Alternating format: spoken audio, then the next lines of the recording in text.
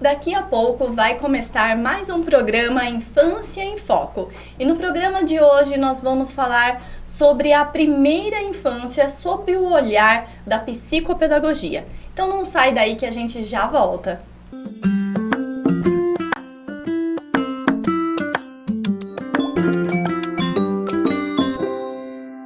Uma proposta diferenciada, a Escola Primeiros Passos entende a criança como um ser que precisa se desenvolver por completo, em toda a sua integralidade. Por isso, nossa escola é focada apenas em educação infantil, atendendo crianças dos 4 meses aos 6 anos de idade, além de oferecer acolhimento, cuidado e segurança. Levamos em consideração o desenvolvimento dos pequenos nos âmbitos biológico, cognitivo, emocional e social, inserindo em nossa grade aulas de musicalização, aulas de inglês a partir dos 2 anos de idade, aulas de robótica, projetos de saúde e aulas extras de balé e judô. A escola que integra o melhor dos 2 mundos, cuidado e educação. Primeiros Passos Educação Infantil, onde a infância acontece.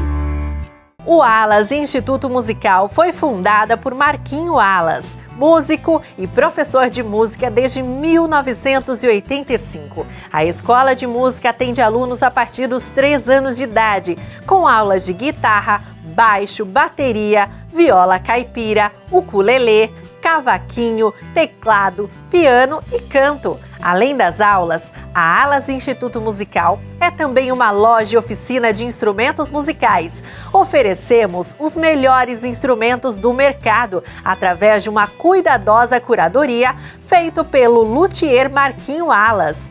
Venha para a Alas Instituto Musical e abrace o poder da música dentro de você.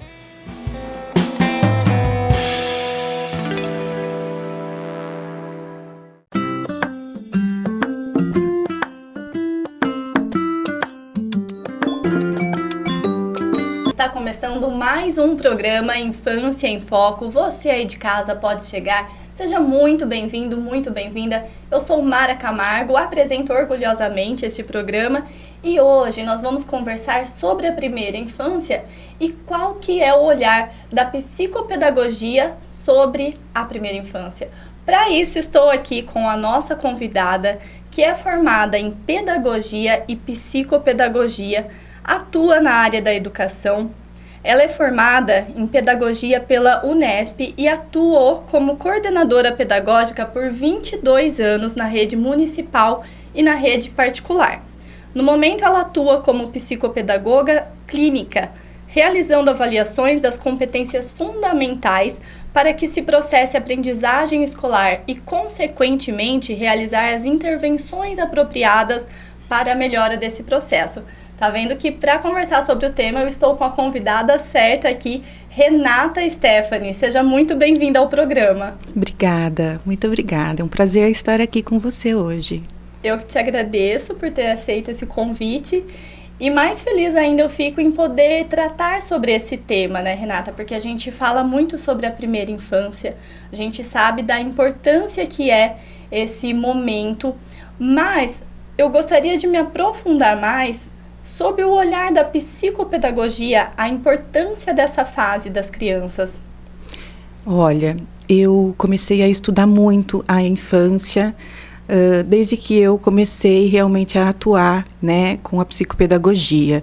Lógico que a gente tinha todo um repertório durante toda a minha trajetória, embora eu tenha trabalhado mais com o Fundamental e com o Fundamental 2, eu também tive um período de ensino infantil.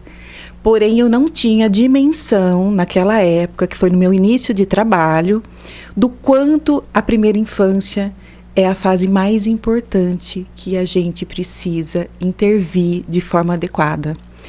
Isso porque, com a neurociência agora, a gente veio a descobrir, né, que até os 5 anos, mais ainda intensamente até os 2 e depois pouquinho menos, mas também de forma muito intensa até os 5, a criança está no auge da sua neuroplasticidade. Ou seja, as sinapses que ela faz é em número absurdamente elevado comparado com uma pessoa mais velha, né?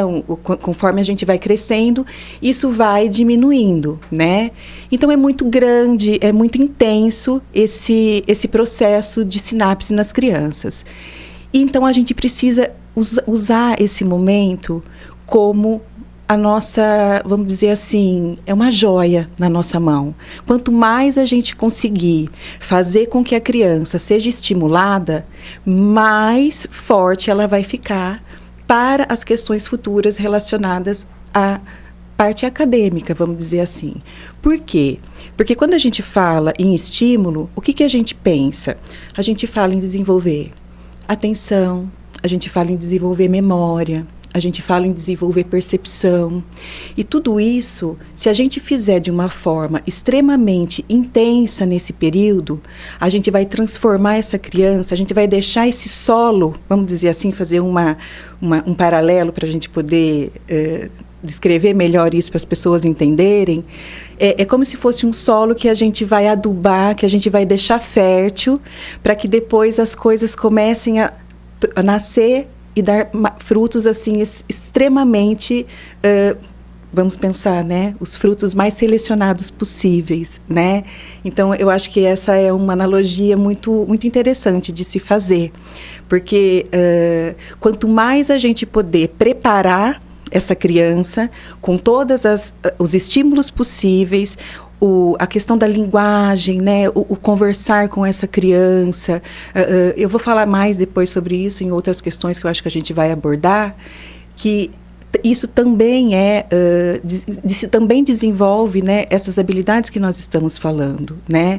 E o ensinar a criança desde pequenininha. Eu também já vou entrar um pouquinho na questão das funções executivas, porque a gente vai estar falando mais um pouquinho mais detalhada depois, mas quem disse que nós não desenvolvemos funções executivas com as crianças nessa idade? É o período mais importante. Nós precisamos ensinar essas crianças a saberem esperar, a lidar com frustrações, a ter controle inibitório. Então, tudo isso são coisas que, se nós desenvolvermos nesse período, nós não teremos tantos problemas como nós estamos tendo hoje, né? Eu vou falar também sobre isso depois, mas as crianças que estão chegando no consultório são crianças que têm uma defasagem muito grande, um déficit muito grande nessas questões. E você consegue perceber, você consegue entender de onde vem a origem desses déficits? Quais são os mais comuns que você tem percebido também em consultório, para poder contar mais para a gente sobre isso e até entender de que forma que até nós, como pais, possamos identificar isso em casa também, a importância de identificar uns primeiros sinais e levar para você, levar para um atendimento de um especialista. Olha, o que eu acho que, assim, uma coisa que a gente pode já comentar como algo que veio, né, a prejudicar muito essa primeira infância é a questão do celular, né? Pais que colocam as crianças em frente a telas muito cedo, eles inibem praticamente, assim, em uma porcentagem muito alta, o desenvolvimento dessas habilidades. Por quê? O mais importante nesse momento é a interação. É o contato da mãe, do pai com essa criança, é a qualidade de interação, não é só a interação, é como é essa interação. Os pais precisam brincar com essas crianças, né? Eles precisam interagir, eles precisam conversar, eles precisam olhar no olho. Eles não têm que ficar gritando e chamando a criança, eles têm que chegar na criança, olhar para ela, falar com ela, perceber se ela entendeu o que ele quis dizer. Porque às vezes fica naquela coisa. O que acontece, eu acredito que muito hoje? A dinâmica, né, da vida das pessoas está muito complexa, ela está muito agitada, né? Então os pais, eles trabalham, e aí eles chegam, eles não estão com essa energia que precisa para poder se dedicar ao filho. E aí, o que a gente percebe? Isso fica delegado para terceiros, né? Eu falo isso porque eu fiz isso, né? Eu acabei tendo que trabalhar e eu deixei as minhas filhas, nesse período, longe de mim. E eu também chegava cansada e eu também não tinha essa qualidade de interação para poder oferecer. Hoje eu me culpo. Nem todo estudo que você tem hoje, né? Nem todo estudo que eu tenho hoje. Então, assim, hoje eu posso dizer para você, eu faria muita coisa diferente. Eu sei onde eu errei, eu sei aonde eu tinha que ter sido mais presente. E assim, mas eu entendo, né? Eu acho que assim, todo mundo precisa trabalhar, todo mundo tem, né, a sua demanda, mas filho é algo que demanda abrir mão de muita coisa, né? Então, assim, por mais que os pais tenham realmente essa condição do trabalho, que eu sei, muito, muito difícil, consome demais, né, a energia das famílias, mas sem essa interação, sem esse estímulo, pode ter certeza que a conta chega mais tarde. As crianças que acabam sendo prejudicadas. Elas vão ser prejudicadas, sim, porque por mais que tenha o terceiro, vamos dizer, que faz esse trabalho de... Mas vamos pensar, a gente contrata alguém, a gente sabe que não tem a formação adequada para estar fazendo as coisas do jeito que a gente gostaria que fizesse, né? Porque, lógico que a gente vai acabar contratando pessoas que têm um estudo menor. É lógico que carinho vai dar, mas as intervenções assertivas que precisariam ser feitas, que uma mãe e um pai teriam muito mais competência para fazer, isso a pessoa não vai conseguir fazer. E se a família não se dispor a fazer isso, nos poucos momentos em que ela tem, né, eu falo que são poucos momentos, mas que sejam momentos de qualidade, que sejam momentos realmente de estímulos adequados, né, de brincadeiras assertivas, de ensinamentos, né, para a vida. Então eu falo que assim, é algo que não tem preço depois, porque às vezes a gente acha que não falta nada para o meu filho. Na verdade, falta tudo. Falta tudo, né? Exatamente. Às vezes a gente tem aquela ilusão Exato. de que os bens materiais vão suprir a nossa ausência, mas não é bem por aí que funciona. Não é. Eu penso assim também. Uma coisa que eu acho assim muito simples e que eu também vinha a ter contato com essa informação agora... são os marcos do desenvolvimento, né? Eu falo que assim, a gente sai da maternidade com aquela cadernetinha acho que da vacinação, né? Isso. E ali a gente tem os marcos do desenvolvimento até os 3 anos de idade, se eu não me engano. Então, assim, eu nunca olhei para aquilo, para falar a verdade para você. Na verdade, ninguém fala pra gente no hospital, olha, acompanha o desenvolvimento do seu filho por aqui. Isso daqui, ele é um parâmetro para você olhar se o desenvolvimento dele está correndo tudo bem. E aí, a hora que você olha para aquilo, você consegue observar aonde o seu filho está ou não está. E se ele está precisando de estímulo para poder chegar na onde ele precisaria chegar com aquele mês, com aquela idade. Então, eu falo que assim, isso é muito importante, né? Eu acho que vale a pena, não só os pais, né? Mas professores que também trabalham, né, com essa idade, os professores precisam conhecer, né, as fases de desenvolvimento da criança, né? Por quê? É olhando para os déficits dessas fases, né, desses marcos, que ela vai poder traçar estratégias para desenvolver.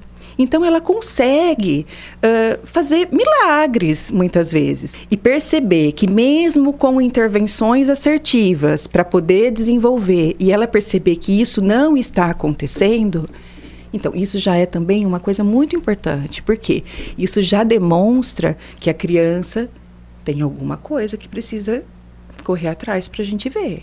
Então, e aí eu falo da intervenção precoce. Gente, se a gente soubesse o quanto é importante intervir precocemente nos transtornos, olha, muitos casos que chegam aonde chegam teriam sido resolvidos muito antecipadamente, né? Então, eu acho que isso é uma coisa, assim, isso é tratar, isso é prevenção, né? Então, isso eu quero deixar muito claro da importância, tanto para os pais, de acompanhar esses marcos, porque é simples, é olhar ali. Meu filho está fazendo isso? Não ficar desesperado também. Ai, porque meu filho não está fazendo isso, aí ele já está nessa idade. Não, não é. Porque existe uma especificidade de cada um, né? Tem uns que vão demorar um pouquinho, agora demorou muito, então já liga. É um estado de alerta. Exatamente, é um estado de alerta. Então vamos buscar, vamos conversar sobre isso, vamos buscar ajuda, vamos para o pediatra, né? Vamos começar a fazer um rastreio sobre isso.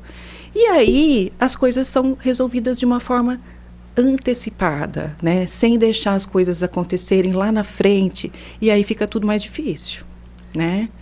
Exatamente. E, Renata, você tocou num ponto que é importante a gente trazer isso aqui também, porque eu te perguntei sobre como nós pais podemos identificar isso em casa, aí você trouxe a questão do marco de desenvolvimento, que hoje a informação está tão acessível. Nossa, tem muito. uma médica, uma pediatra, que ela sempre fala, ela sempre leva como conteúdo nas redes sociais dela sobre marco de desenvolvimento. Na internet, se der um Google, encontra, porque uma vez eu quis saber se o meu filho estava no tempo dele de andar, como que estava, vi que estava tudo ok, mas falei, onde que eu vejo isso?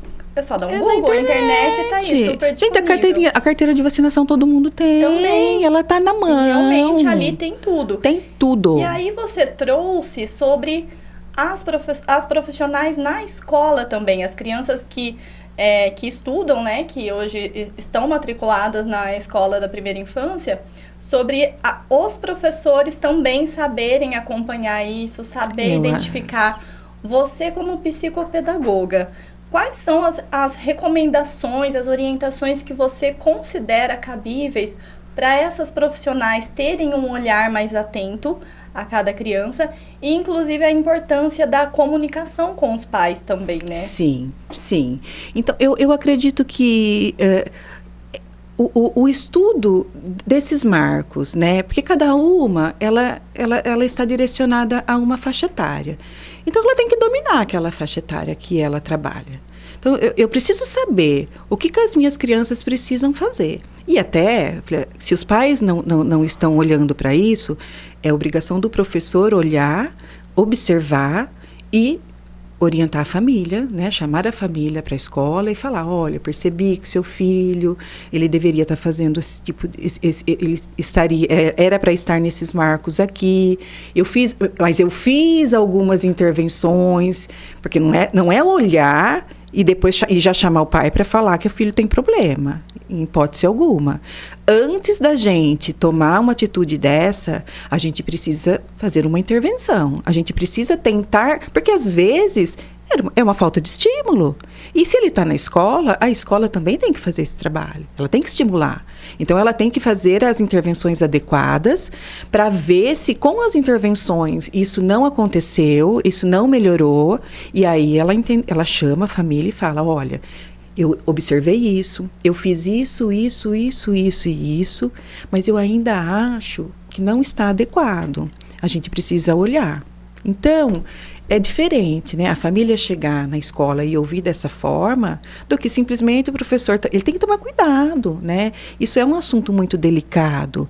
E também tem que ter todo um acolhimento com a família, porque tem coisa mais difícil do que uma família ouvir, porque às vezes ela não percebeu, né? Tem famílias e tem famílias, e a gente tem que entender. Nós não estamos aqui para julgar, né? E sim para orientar. E o nosso papel... tanto quanto eu como profissional e os professores também, é esse, né? É acolher, tentar ajudar e depois pedir a ajuda da família.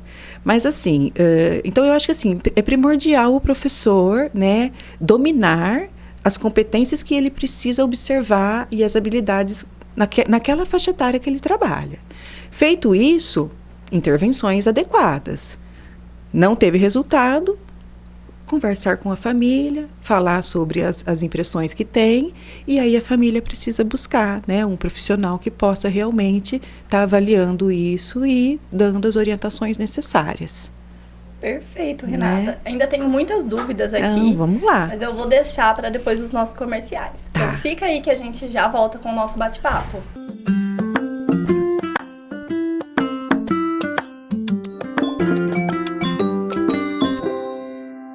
Uma proposta diferenciada, a Escola Primeiros Passos entende a criança como um ser que precisa se desenvolver por completo, em toda a sua integralidade. Por isso, nossa escola é focada apenas em educação infantil, atendendo crianças dos 4 meses aos 6 anos de idade, além de oferecer acolhimento, cuidado e segurança. Levamos em consideração o desenvolvimento dos pequenos nos âmbitos biológico, cognitivo, emocional e social, inserindo em nossa grade aulas de musicalização, aulas de inglês a partir dos 2 anos de idade, aulas de robótica, projetos de saúde e aulas extras de balé e judô. A escola que integra o melhor dos 2 mundos, cuidado e educação. Primeiros Passos Educação Infantil, onde a infância acontece.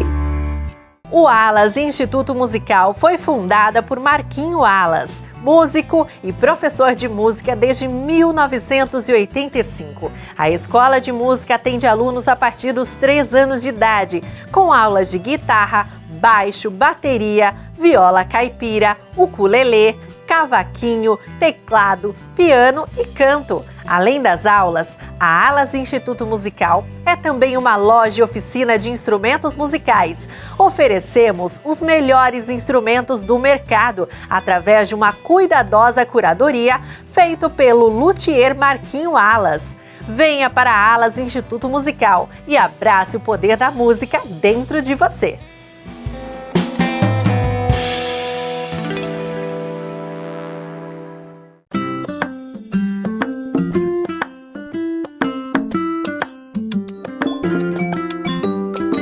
Estamos de volta, conversando aqui com a Renata, minha convidada, sobre a primeira infância e qual que é a importância dessa fase sob o olhar da psicopedagogia. E agora, retornando aqui, Renata, você conversou no primeiro bloco, falou sobre o quanto as crianças nessa primeira infância desenvolvem, a importância de desenvolver as habilidades executivas, se não as funções executivas. Explica melhor pra gente o que são essas funções executivas, dando alguns exemplos, só pra gente entender um pouco melhor. Tá, vamos lá. As funções executivas é um assunto que eu estou estudando muito no momento, porque ela tem muito a ver. Porque o que acontece com as crianças que estão aparecendo na clínica e a gente acaba observando que elas têm o TDAH, né? E o que acontece com o TDAH? Que é outra coisa também que eu estou me debruçando muito para estudar, porque é o que mais está chegando para mim. E o TDAH nada mais é do que um déficit, né? Um déficit nas funções executivas e na autorregulação. Ou seja, quando a gente fala em funções executivas, são habilidades que a gente tem para organizar a nossa vida como um todo, né? Então, é a questão da gente ter controle inibitório. Então, eu saber... eu não ser tão impulsivo, não falar o que vem à mente, é eu saber esperar o outro falar para que eu possa responder. Sabe aquele filtro que muitas vezes as crianças não têm?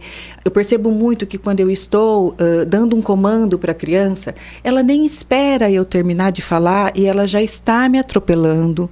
Ou seja, ela não sabe esperar, ela não tem controle inibitório.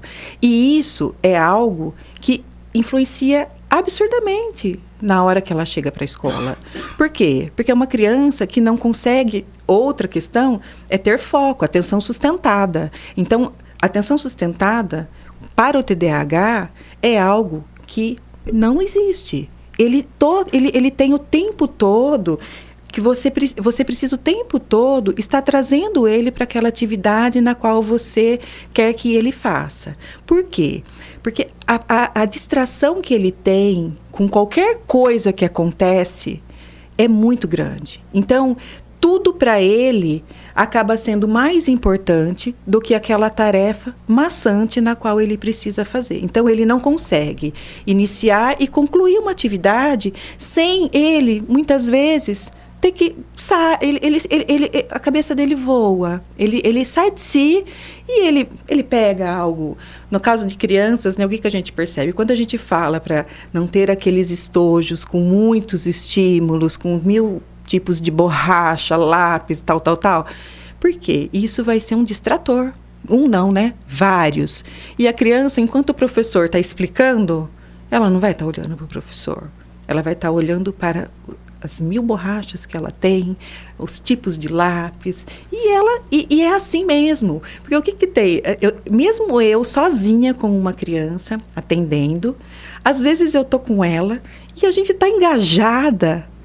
Menina, de repente, ela começa a falar de um assunto que não tem absolutamente nada a ver com o que a gente está fazendo. Então, assim, ela cansou. Então, a atenção, o foco dela foi interrompido por outra coisa que não tinha nada a ver. Então, isso também faz parte. Outra coisa, a memória de trabalho. Memória de trabalho é a capacidade que nós temos de guardar informações. Hoje, as crianças estão tendo muita dificuldade em guardar informações. Você fala agora, né? Ela guarda. Daqui a pouco você pergunta, ela não lembra mais. E isso é muito complicado. Por quê? Porque você sabe que quando a gente fala de aprendizagem, a gente fala de uma espiral, né? E essa espiral, ela depende de coisas que você aprendeu e você vai aumentando o nível de complexidade. Então, se a criança aprende hoje, mas amanhã ela já esqueceu, as coisas vão caminhando, mas ela vai ficando para trás, entendeu? Então, a memória de trabalho também faz parte da função executiva. E isso é treinado, tá? Isso é uma habilidade que se a gente percebe que a criança tem dificuldade, então nós temos que treinar. E existe muitos jogos para isso, muitas atividades para isso. E os professores também precisam se atentar a isso, porque são atividades gostosas, inclusive, de memorização, que eles podem fazer em dupla com as crianças, e em 10 minutinhos, todos os dias, antes de começar a aula, ou no meio da aula, para ser um quebra-gelo. Então, é uma coisa importantíssima, né? É uma habilidade que precisa ser muito desenvolvida, porque não vou dizer para você que são só as crianças que têm TDAH que têm isso. Não são. Então, eu acho que uma vez que você faz isso para o coletivo, você acaba abrangendo a sala como um todo. Porque qual o problema de você aumentar a memória de trabalho das crianças? Nenhum. Então, isso não é perda de tempo. Pelo contrário, isso é extremamente benéfico, né? É necessário. E, muitas vezes, o professor não sabe nem como trabalhar isso, né? Então, assim, eu falo assim que o estudo para o professor hoje, ele é fundamental, né? A neurociência, ela chegou para trazer tudo isso para a gente. Como o cérebro funciona. O que eu preciso desenvolver para que a criança consiga aprender da melhor forma possível, né? Então, quando a gente fala, então, a gente tem que ensinar controle inibitório desde pequenininho, né? A criança não é quando está na educação infantil, é o bebê. Aquelas birras incessantes quando começa, isso daí já é uma questão de falta de controle inibitório, porque ele está testando, ele está com birra. Se você não intervém, se você não faz uma intervenção adequada nesse momento, com isso é nessa intervenção que ele vai aprender que não adianta ele fazer isso na próxima vez, que ele não vai conseguir.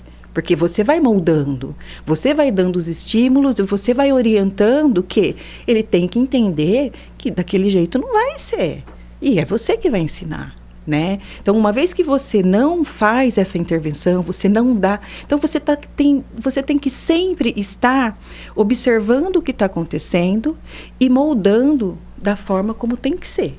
É esse o papel do pai e também é esse o papel do professor, né? Então, quando a gente fala do controle inibitório, da memória de trabalho, da atenção sustentada, que é isso que eu falei para você, pega uma criança pequenininha em casa montando um quebra-cabeça. Vê se ela consegue iniciar e concluir do começo ao fim. Se você já perceber que ali há uma quebra, apareceu qualquer coisa, ela desiste, isso é algo que precisa ser trabalhado, né? Porque isso, se não for trabalhado, isso vai continuar sendo com todas as outras coisas, né? Uma criança que às vezes você pede para arrumar o quarto, ela começa. De repente aparece um estímulo qualquer, ela para e ela vai fazer outra coisa. Ela não conclui. Então começa a virar um perfil da criança, você está entendendo? E esse perfil a gente não pode achar normal, né? Então, por isso que eu falo, dá trabalho, dá muito trabalho. Não é fácil, não é. Mas se você fizer isso, enquanto pequeno, e ela aprender isso não vai acontecer na escola. Isso não vai. Isso na hora que ela for fazer uma atividade chata, que vai demandar que ela tenha que ler, interpretar, responder. É uma demanda que vai exigir, no mínimo, ali uns 10, 15 minutos de atenção realmente e foco. Ela vai conseguir fazer. Por quê? Porque isso já foi treinado. Nós somos seres treinados. O nosso cérebro, ele faz o que a gente determina que ele tem que fazer. Então, isso é muito interessante, entendeu? Nós precisamos ter consciência disso. Muitos problemas hoje existem. Por quê? Porque nós deixamos as coisas serem como elas mostraram-se ser. Nós não tivemos o cuidado de fazer a coisa certa, de mostrar. Ele não vai aprender. Ele não vai aprender. Ele só vai piorar se a gente não fizer.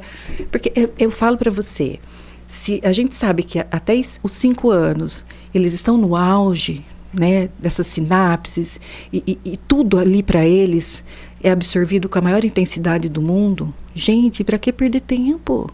Né? Para que perder tempo? Não precisa. E eu falo que assim, nós já descobrimos, né, o mapa do tesouro. E a gente precisa realmente fazer a nossa parte, né? Eu acho que... e hoje eu falo para você, muitos problemas de aprendizagem. Muitos. E então eu acho que assim, eu vou ter que começar a trabalhar funções executivas na maioria dos meus casos que eu estou atendendo.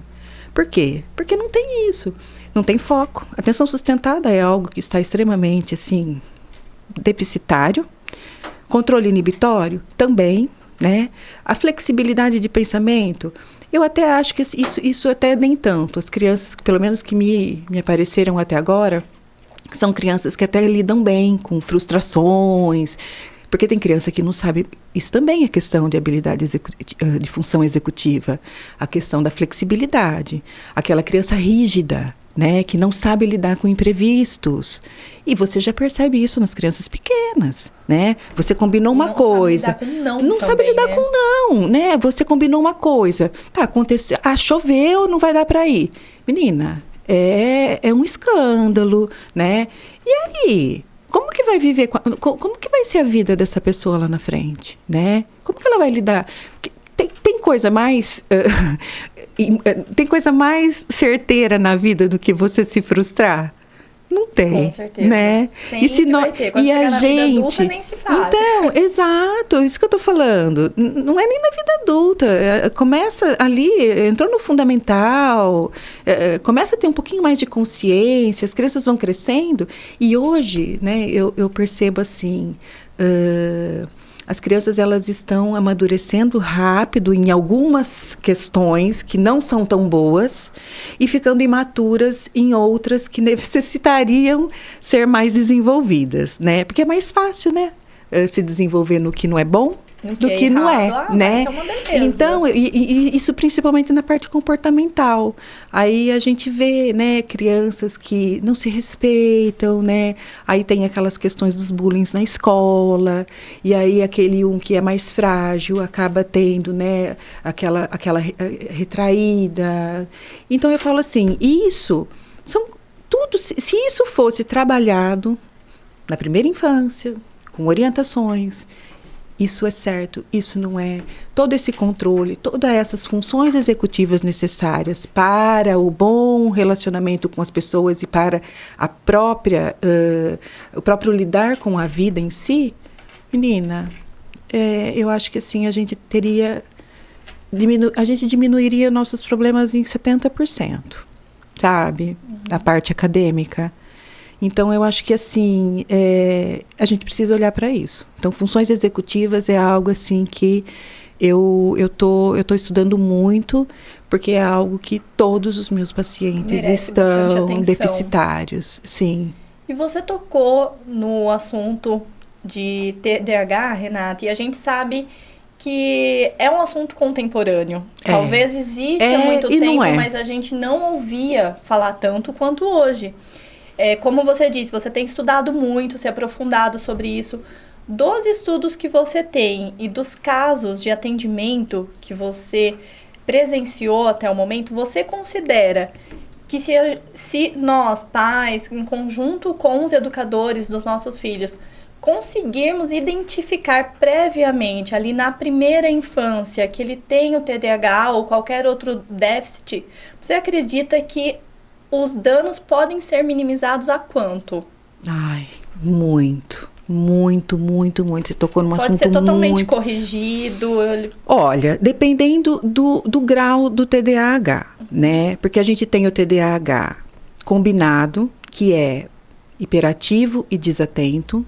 Nós temos só o hiperativo e nós temos só o desatento, né? Então, assim, quando é combinado o hiperativo e o desatento, e dependendo do nível de hiperatividade, eu acredito que, assim, é mais difícil de você só cuidar com intervenção. Precisa, muitas vezes, de uma medicação. Por quê? O TDAH, ele é um transtorno, né, do neurodesenvolvimento. E o que isso significa?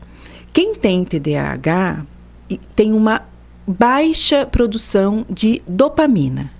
Quando a gente fala de dopamina, é errado a gente falar que dopamina é o hormônio do prazer. Ele não tem nada a ver com o hormônio do prazer. Dopamina é o hormônio que faz a gente ter foco. Entendeu? Então, quando você está você está naquela ânsia, você tem que fazer um trabalho, você está extremamente envolvida com aquilo te dá um prazer, lógico que dá, porque aquilo é muito importante, aquilo te dá uma energia, e você pega aquilo para fazer. Se você tiver que ficar 10 horas naquilo, produzindo, você faz, porque você está produzindo, aquilo está te dando um prazer, mas você está focado. Esse foco, quem te dá é a dopamina. O TDAH não tem, ele tem um déficit na dopamina. Então, ele produz pouco. Então, é por isso que ele não consegue parar quieto, né? Na verdade, e na questão do desatento, ele não consegue focar. Ele simplesmente, ele se distrai com tudo. E a cabeça dele é muito rápida, né? A gente percebe que, eu falo assim, eu estou atendendo criança, a gente está falando de um assunto, fazendo uma atividade, do nada, ela para. E ela vem com uma coisa que não tem nada a ver, né? E aí eu escuto, né? E aí ela quer sair daquela situação. Ela quer sair daquela situação, exatamente, é uma fuga, né? Então, assim, por quê? É a atenção sustentada. É a dopamina que é baixa. Ela não tem culpa, né? Ela não tem culpa, né? Com certeza. Então, observando esses traços, né, de hiperatividade, de desatenção na criança, então tem a terapia, né, comportamental, que ajuda, né, principalmente nos casos aí de hiperatividade. Eu acho que é necessário, mas é o que eu falo para você, às vezes é necessário, mas não é suficiente. Perfeito. Então, eu não sou contra o medicamento, porque tem casos que não tem como não fazer, tá certo, né, não tem como. Okay. E, então, eu acredito que é mais ou menos isso. Então, tá ótimo, muito bem esclarecido, Renata. Nosso programa chegou ao fim, mas eu te agradeço pela sua presença, por você ter vindo até aqui, trazer um assunto que é tão pertinente, tão importante, trouxe todo esse olhar que tenho certeza que se pais e educadores tiverem a oportunidade de assistir, levamos muita informação hoje para eles. Levamos mesmo. Espero poder contribuir, sim, com essa mudança de olhar, né? E ajudar essas crianças aí na fase correta, né, de intervenção, que eu acho que isso é o mais importante que a gente tem a fazer, né? Então tá certo, muito obrigada. E você aí de casa que quer conhecer um pouco mais da Renata, quer seguir nas redes sociais, vai aparecer aqui embaixo. E eu vejo você no próximo programa. Até lá!